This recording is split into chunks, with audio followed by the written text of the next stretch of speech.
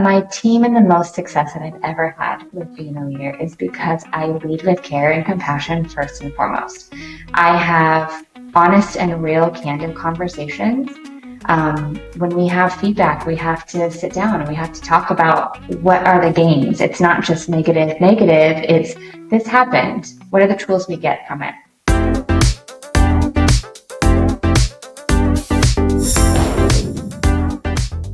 I can't get serious because this is my kick-ass friend, Amber Pope, who I absolutely adore, the amazing owner of Salon 27 and creative director. So she's been in the hair world for over 20 years.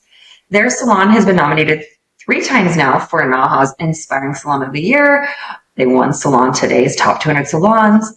Her and her business partner and husband, Chet, are also really pivotal on the team for Vish, implementing support for salons who are bringing on that software.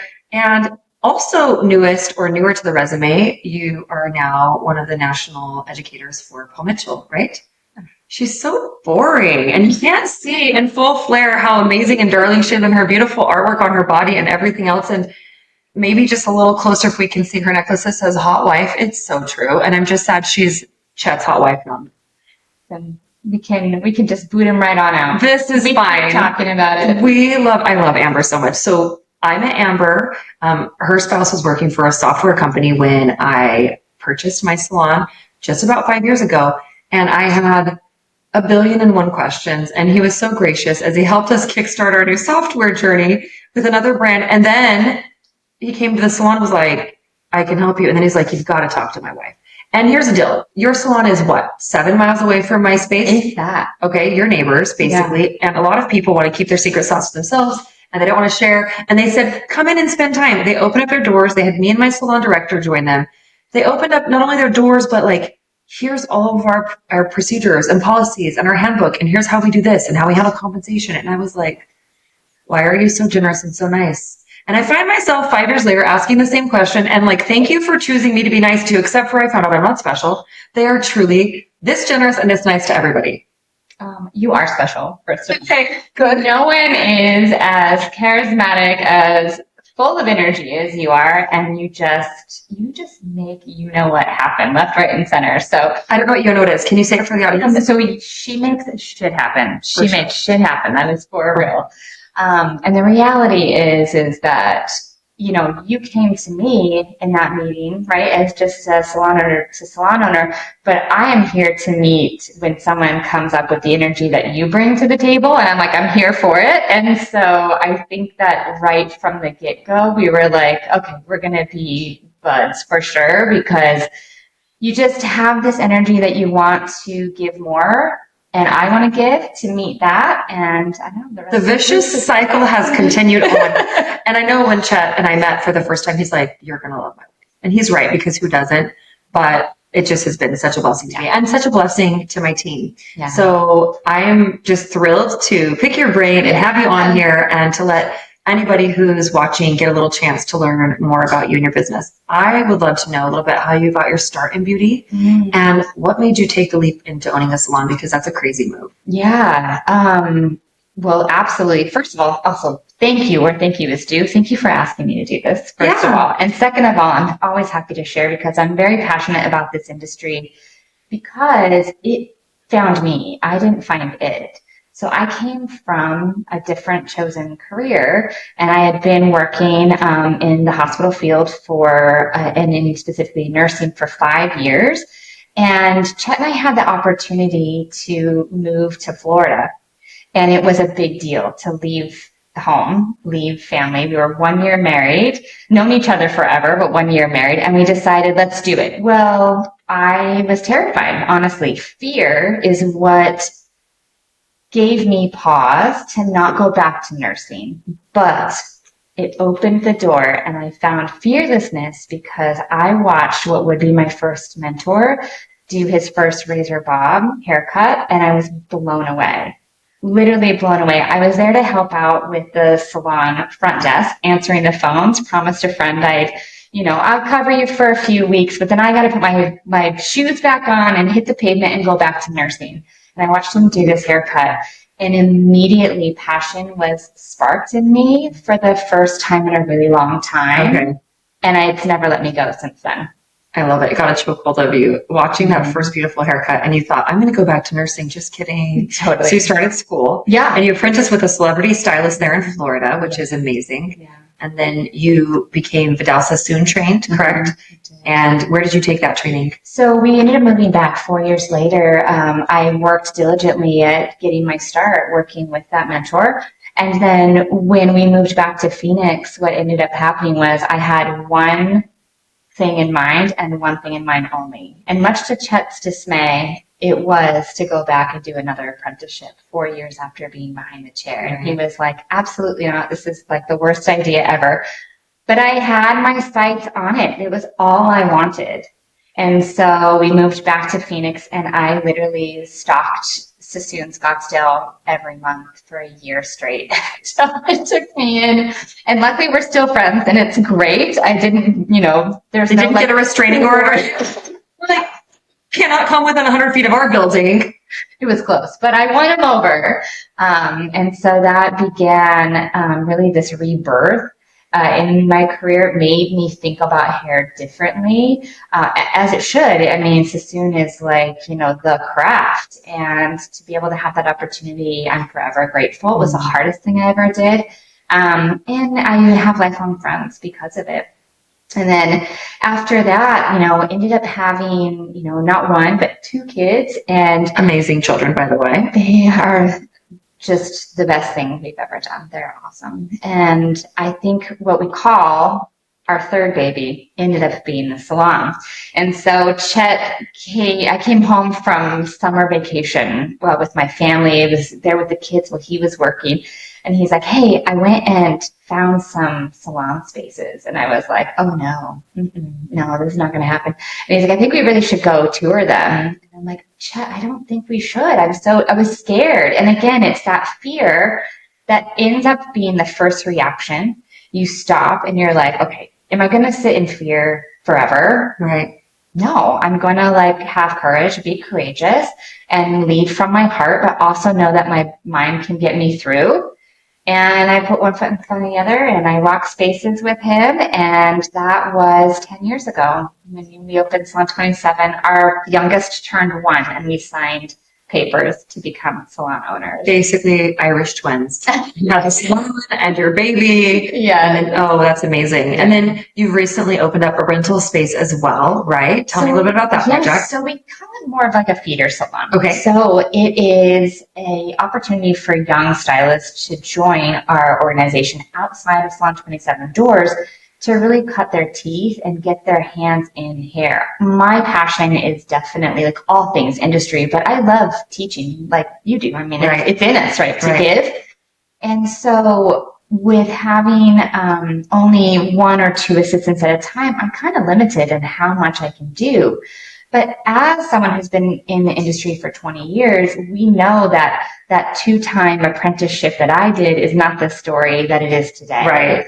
And so, stylists and young stylists, particularly coming into the industry, want now fast. They want their hands in hair, and they want to feel that they can grow exponentially with that rate of growth. And so for us, the idea of creating Evermore Salon that is adjacent, it's only 3 miles. Right. It's closer here. It's right in between us. Yeah. It's right in between us. And so that gave us opportunity to be able to hire in young stylists that wanted an opportunity with Salon 27, but they're not ready to perform at that level. Right. So it's situating also a client offering that's a little bit of a lesser price point, a more affordable beauty budget. And so it was twofold. It helped us not lose clients to Salon 27 and go elsewhere. And it's helping us really just pump in amazing education as well as great talent into Salon 27. Nice little proving ground. Yeah, it is. I think that's brilliant. And I'd like you to surprise me by doing something that I don't think is brilliant for a change. They have, Amber is full of amazing ideas. And, there's a backstory to that Evermore salon space that just shows even more resilience, creativity, being constructive, problem solving, and adaptability, which you embody in every way. And I think that's really important in every industry and especially in ours. And I want you to tell me a little bit about, you mentioned briefly the way you started out doing 2 separate apprenticeships after you'd had years of experience. Yeah. That's not what we're seeing anymore. Tell me, what other ways are you finding adaptability to really be serving you in business right now? And what ways are you seeing that you need to adapt more? Yeah, adaptability is first and foremost when we've been behind the chair for so long and in this industry for so long. What we did before doesn't stick, right? And we also have to have this mindset for us to absolutely say, I'm going to find the way, but I'm also going to like wring out my own sponge. I tell my like trainees all the time, wring out your sponge, take it all in, to be adaptable, be flexible, and to have gain skill set. If you sit back and say, I'm going to just do how it's always been done, you're going to fail because at the end of the day, this industry is moving so quickly. So for me, I think first and foremost, it's a change in mindset. It has to be, because my first reaction is actually not what comes out of my mouth. My first reaction is going to be like, well, I'll be, and that is not how you're going to do it. And I have this moment that like it washes over me and I have to be like, okay, pause. How are we going to help this team member see it the way that I want them to see it? So I think that it's self-awareness, first of all, is going to help you be adaptable, and really being forecasting. We are constantly and always thinking about new ways for our business. And even with Evermore, that is a hard climb up that mountain. Salon 27, and this is for adaptability, Salon 27 has adapted over 10 years. Right. Now I have Evermore, and Evermore, I want it to perform as quickly as Salon 27 is now, and that's not the case. So I have to switch my mindset, think about what 10 years was, but how do I do that business in today's market? And so something that we're doing that's kind of getting me excited and getting Chet excited too is that we're thinking about alternative business models that we can even put into Evermore, such as unlimited hair services. So you're having sort of membership structure, but unlimited to the consumer, the client. They can come in and we're getting more opportunity for our team members to get their hands in hair, and more frequent visits where we have opportunity to then even upgrade the service with take home or add-ons or that sort of thing outside of the membership. So that is something that's kind of exciting. We'll see. So proof will come in time, because we're actionable on the things that we say we end up doing. Yeah. So that is something that I'm getting really excited about. But it's truly using tech to support us with these ideas too, because you can't do it alone. Right. And having, membership features like within our POS to help manage that too, it helps. So yeah, there's a lot on the horizon because our industry is changing. Our clients' mindset is changing. So I'm forever thinking about what is their perceived value? What are we offering them? Where are the gaps? And what business are we not retaining so that we can continue to stay thriving? Yeah, I think that's brilliant. And then having that model where there's another space to receive a different price point of clientele who might be shifting their spending habits. And then the membership model is also genius. A lot of med spas and other places do membership models. I haven't heard a lot of them for hair. I do know I heard of a barbershop, and this was a couple years ago. One of my family members had a membership to a barbershop, and because that's somewhere where people are getting grooming every 2 weeks sometimes, or even more frequently. And I was like, that's brilliant. Yeah, I really like that. So I think that's really fun. And the innovation, looking at what's happening in other spaces, in other industries. A lot of times I've said that the problems that were grown in our industry are not going to be solved with the thinking from our industry. What mentors outside of the hair industry do you like to follow, or who do you like to read or listen to that's giving you ideas about adaptability and the current marketplace? Well, we share a really amazing leadership and friend in Jay Williams, who is always like such a good, love Jay. Jay will always get my ideas going, but because he just doesn't tell you anything. He just asks a lot of questions. And I surround myself with people who do that. Okay. And I think that's really, really important. So Jay Williams is definitely somebody that I think we both admire and look up to, that leads with great questions, helps encourage exquisite leadership, and has great ideas. Where else are you finding inspiration to continue adapting in your business? Well, I will also say Jay's a great networker. He puts hands and hands together, and like no one. Thank you, Jay Williams, for always doing that. I know Jay because of Amber, but basically I know everybody because of Jay. That's great. So Amber taught me about Jay, and then Jay opened up the whole world. I will say the other industry that is as challenging that you need courageousness and you need smarts to be part of and a real laser focused business plan is the restaurant industry. Mm-hmm. So I have a lot of friends that either own, wine bars or restaurants. And I'm going to tell you right now, that business is as hard as ours is. Mm-hmm. And I'm just saying there's a lot of similarities. So I love having to sit down with some friends within our industry, within the restaurant industry, because some of the things that work for them work for us too. And so we sell alcohol to make our margins bigger. I mean, because it's a high volume, low margin industry. It is. And it's in service. It is. And so when we see the shift in our industry, you'll see it in that industry as well. So, and that's just within my little bubble here, not really thinking about like nationally. I'm sure there's people who are far smarter with those statistics, but I would encourage anybody who's listening to reach out to just 1 degree of separation from the beauty industry, because you can get fresh ideas. And some of my best brainstorming has happened when we were talking about like, what are you going to put next on your menu and changing your hours of operation, and how do you handle, leadership conversations and coaching with your restaurant staff? It's all the same thing. I mean, we're in the business of people. Yeah. So I get a lot of good ideas from them. I like that. I really like that.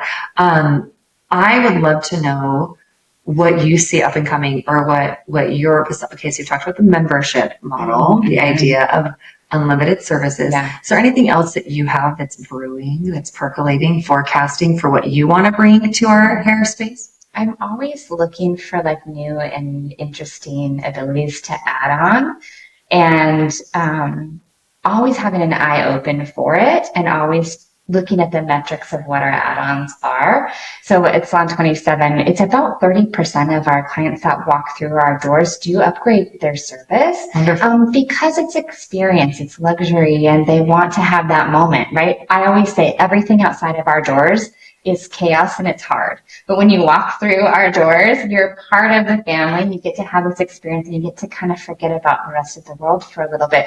And so I hear a lot of chatter right now about the next big thing, and everyone's talking about scalp care and head spa. Right. And so it definitely has piqued my interest.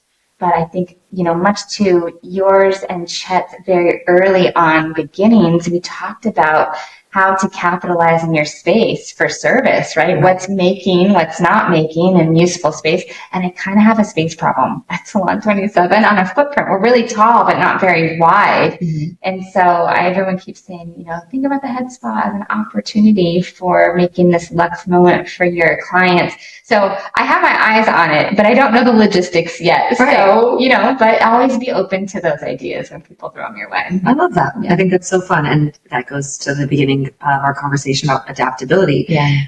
You mentioned leadership and how you talk to your friends who own businesses in the restaurant or other industry. Talk to me a little bit about how you like to lead. You mentioned chaos in the outside world as well. How do you go from chaos to calm in your space? We're in a dynamic, fast-paced industry as well. But tell me how you're leading that and how you're leading with so much calm employees. Because if you haven't already gathered, this woman has it together. And this isn't just pretty for the camera. This is her all the time. She is incredible and just, I don't even know how you are so flawless. Yeah. So get real. So how are you leading your team, and how do you find your sea legs as a leader? Yeah. It's been a work in progress. I found leadership to be one of the most exciting parts of our industry very, very early on. And it had a lot of opportunity to take some amazing leadership classes. Like before I actually knew how to actually cut hair, I was really investing in my own education and really looking for ways that I can help improve not only the team, but where do I go first? And it's me, It is totally me. And making sure that I have it together. If I have it together, they've got it together. But I also am very honest and transparent right from the jump that I don't have all the answers, but I'm going to work with you. We're going to figure it out. And I think my team knows that. So Chet and I always say, in which Chet and I, he hates when I do this. So because he's not here, I'm going to do it. We're doing that. He and I together, I collectively call us Chamber, and it drives him crazy. But I'm here for it. Chamber, we have superpowers. It's a yin and a yang. I have a vast amount of smarts, and he has a vast amount of heart. But we lead differently first. I lead heart forward, and he leads very cerebrally, very mind forward. And we balance each other out with that. But my team and the most success that I've ever had with being a leader is because I lead with care and compassion first and foremost. I have honest and real, candid conversations. When we have feedback, we have to sit down and we have to talk about what are the gains. It's not just negative. It's this happened. What are the tools we get from it? What's the grace that we can give while we're at it? Yeah. So, and I'm also very active. I mean, I travel a ton, and Chet and I feel like we're just moving all over the place. But when I'm in my salon and I'm with the team, like they feel it, and I leave it enough that they can feel that presence, that I hope that they can feel it in my absence too. And I think it's the camaraderie that comes from what my mission was and what my core cultural values were from the very beginning has never changed from Salon 27's first day. And in fact, fun fact, was my very first business education, I wrote a mission statement and my core cultural values for the other salon company that I was working with. Like I did one for them and one for me, and I closed that binder and I tucked it away. And it wasn't for 7 years until I opened that binder up now as a salon owner. And I was like, oh my gosh, I wouldn't change one word. So when you put your mission out there and you lead with heart, you lead with courage, compassion, you know, your mission never fails you. Right. You know, it's just who you are. Well, I was going to say, you are who you are in every setting, which, like I said, this isn't just for camera. This isn't just you being poised and lovely, and then you're kind of a jerk on the side. Like, this is just Amber Pope, which is a big part of your success. I think it's really beautiful. Tell me what you're loving most about education. Oh my gosh, it's connecting. It is, for me, it's all about connecting. I'm like a hairdresser to the core. Again, once it found me, it never let go. And quite honestly, it was ironically the hardest thing I ever did was to step away from behind the chair, because I just wanted that connection with my clients. But once I finally did step away, and I did it so not gracefully, you guys, like anybody who's thinking about stepping away, please hear me and hear me loud and clear. No one tells you this. You get to hear it hour by hour by hour, that you are amazing at your craft. You get pumped up. You're serving your clients. You just gotta live in your best, most successful, like happy on the inside serving life. And once it went away, it took me 6 months to be like, why am I the saddest that I've ever been?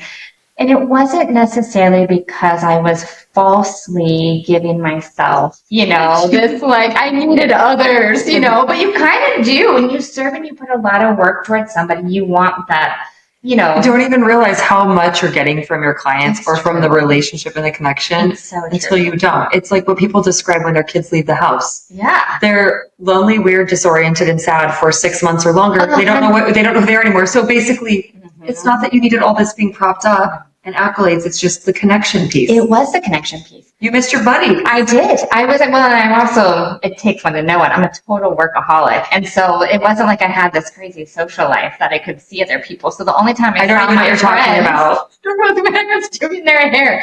And I miss you all. I miss doing all of your hair. The only time I'm going to be on this podcast so I can hang out with her, because we're both too busy. Like, let's do a podcast. True. This is a fake recording. I'm just doing this so we can hang out. This isn't even a real podcast. I don't even have a podcast. I totally just want to hang out with Amber. I love it. It's amazing. So now, though, when I look back and I say, okay, it was hard to do that. And it took me 6 months to have this aha moment that was like, this is why you are not feeling your best self. You're not feeling your worth, because I had all my worth tied up into something else. As soon as the lights went on and I was like having that real hard talk with myself, I was like, okay, we can do this. We know how to educate.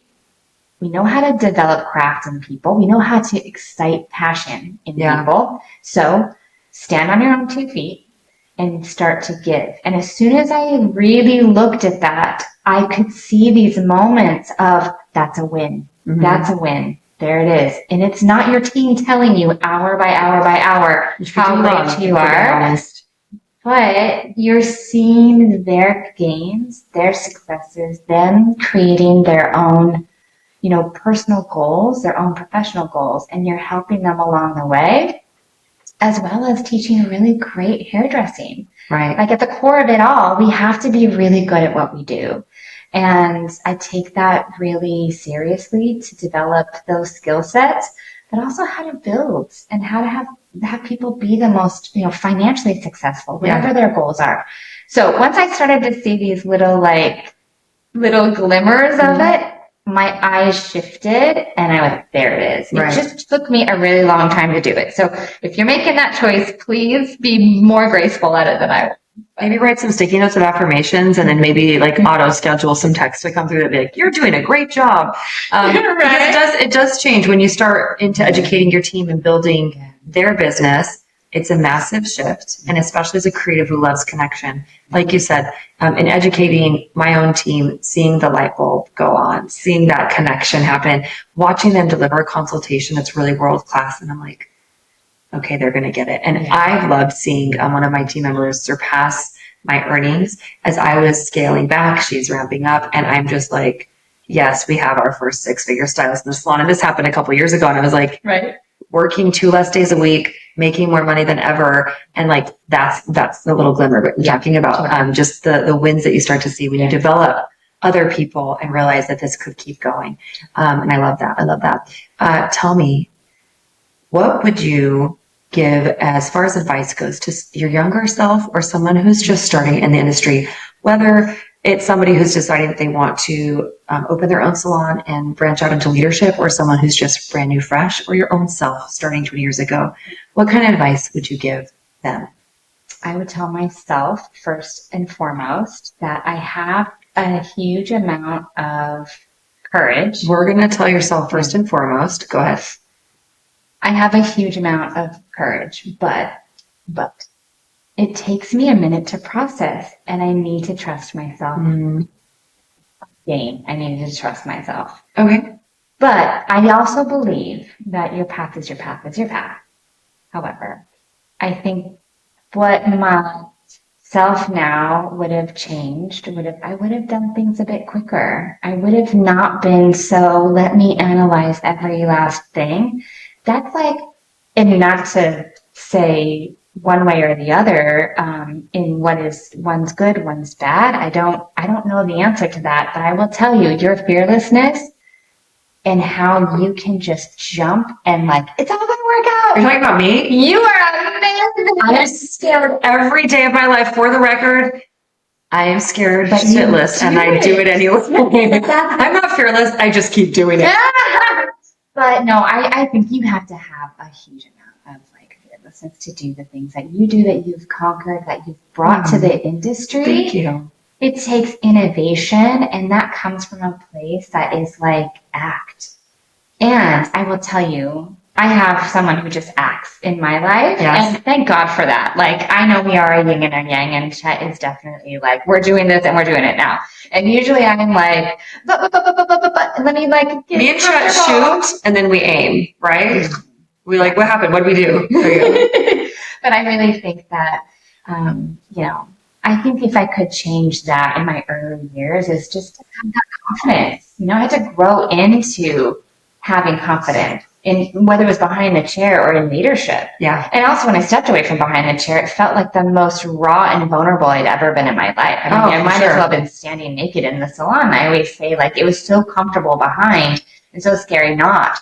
But those moments of, now I act faster because I know that you've got it. Just execute. Okay. I freaking love that. Love that. Any advice on how to gain courage to act quicker? Oh, I'll take it from you. You tell me. You have no choice. That's how. Well, maybe I do have a choice. I guess I could have been paralyzed. But what would you say can help someone learn to trust themselves more or build their confidence? I mean, really knowing that you've got both hands on the reins, even if it doesn't feel like you do. Okay. You know? And also maybe it's this. If I'm going to talk to myself early on, just remember, you have support. Like, even if you feel like it's a jump that you're going to take that feels like a free fall, you've got people around you to hold you up. And that might be like us. We're salon neighbors. We're not holding back from each other. I will catch you if you fall. 100%. And equally, Trustful. Tell me, anytime. what was the most awkward thing about recording this podcast? No, nothing awkward about it. But especially good karma, you're going to have someone there to catch you. I do love that. Maybe just be there to catch yourself, which I think it's hard to dial in, but that's beautiful. But I do think, we've got it in us. But just remember, you've got it in. Right? You got it in. I like it. Last thing, what's the favorite book you've read recently or ever? You know what? I just read 2 books back to back. I read Adversity Advantage, and that was really interesting because I had gotten it from a good friend of mine, Kristen Farrell, who's the VP of Paul Mitchell. And she's like, this was a conversation of getting through hard times. And I was like, oh, I've not read this book. She hands it to me. I put it in my bag, and it sits in there for a couple weeks, only because I was busy, Kristen, not because I wasn't excited about it. So I read this book on my way up to Banff, Canada. And, you're like 8,000 feet up in the air. Right. And I'm reading this book while I'm on this trip. And it was just so impressive at the timing because I was going to teach content not for a brand for the first time. Right. And it was very scary. But here I am in the mountains. I'm doing it. I'm trusting myself. I'm having courage. And it was a wild success. But I love that the most incredible things can come from hardship. And this book is incredible, so read it. And then on the way back, I was gifted an idea for a book to read, which was Green Lights, which I know it's out right now. It's Matthew McConaughey's book. And it's very interesting how he talks about the perception of one might call X, Y, and Z that happened in your life something that was terrible or it would hold you down, but really how he thinks about it as a green light to go. And you possess green light. That's who you are. You're a green light. It's a stoic quality. What impedes the way becomes the way, as our friend Marcus Aurelius would say. Right? Like, the obstacle is the way. Right? Yeah. That's a good book too. Yeah. But okay, wonderful. Thank you so much for sharing. Thank you for sharing your passion, your energy, so many good details and ideas when I was a brand new baby salon owner, and your loving, compassionate, and abundant energy. Mm-hmm. It's such a gift to be your friend and to be able to spend time with you. And maybe I really will make this into a podcast since I had you sit here and pretend we were recording just so I could hang out with you for an hour. But I'm just so grateful. Tell everybody where they can follow you, where they can find your work. Well, I am at Salon 27 in Mesa, Arizona. Our Instagram handle for Salon 27 is Salon27AZ. I'm Amber Pope Hair on Instagram.